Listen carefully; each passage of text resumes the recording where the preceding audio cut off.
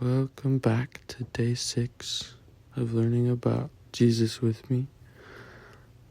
Today it's Mark 4:3-9, and it states, "Listen, behold, the sower went out to sow, and it happened, as he sowed, that some seed fell by the wayside, and the birds of the air came and devoured it.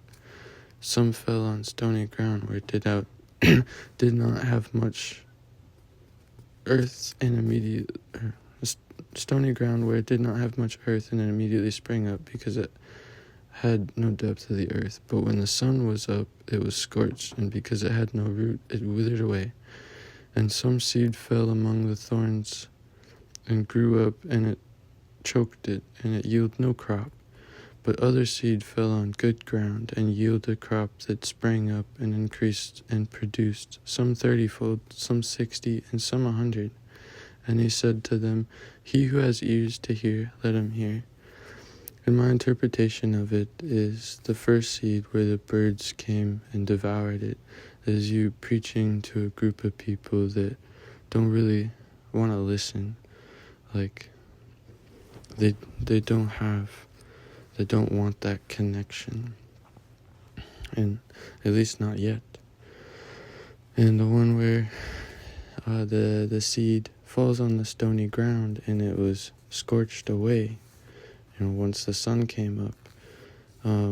I think that means like you begin to make a connection with God, but it wasn't like a relationship. And once something bad happened, you blamed it on Jesus, and you completely lost faith. Like you didn't want that.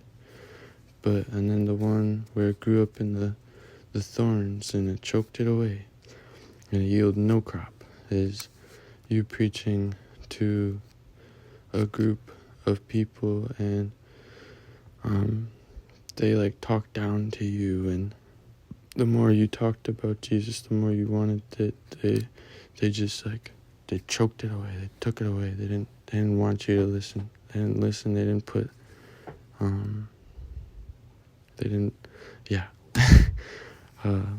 and then the last one that fell on good ground, it yielded a good crop.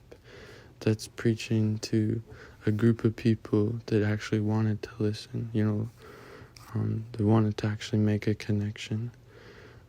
Like when Jesus was preaching to groups of people, and lots of people started coming in, some 30-fold, some 60, and some 100.